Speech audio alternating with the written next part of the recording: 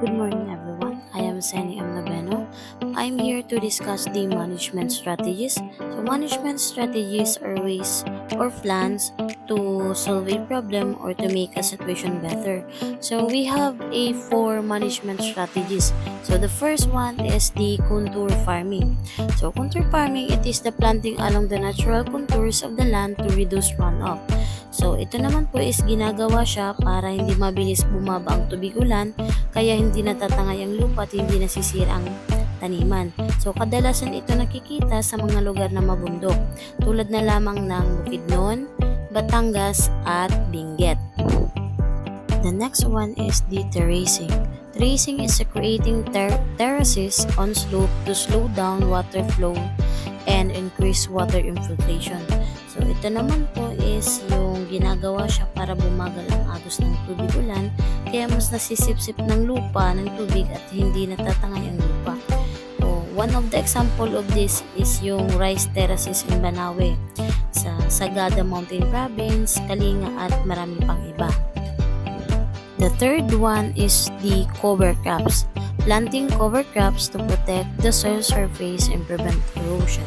So ito naman po is yung pinaprotektahan nilang lupa para hindi ito direktang tamaan ng ulan at hangin, kaya hindi madaling matangay o masirang lupa. Nakikita siya sa mga sakahan, lalo na sa mga taniman at bukirin. So sa Benguet, Nueva Ecija, Batangas at Laguna, mountain areas sa Cordillera at marami pang iba.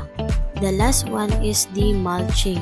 Using organic or inorganic materials to cover the soil surface and reduce water and wind erosion. So, ito naman po is yung pagtatakip ng lupa gamit ang mga dahon, dayami, plastic at iba pa para hindi direktang tamaan ng ulan at hangin ang lupa at mapanatili din ito na maayos ang taniman. So, kadalasan po siyang nakikita sa mga lugar na sa Tagaytay, organic farmers sa Davao at Bukidnon, Bohol at Cavite, at marami pang iba.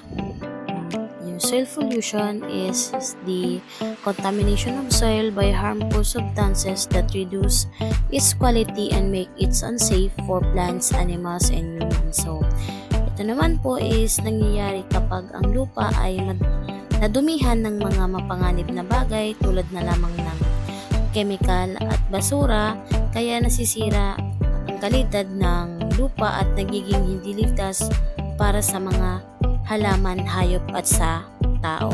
So ito po is yung common causes of soil pollution, yung pagtapon ng basura sa hindi tama.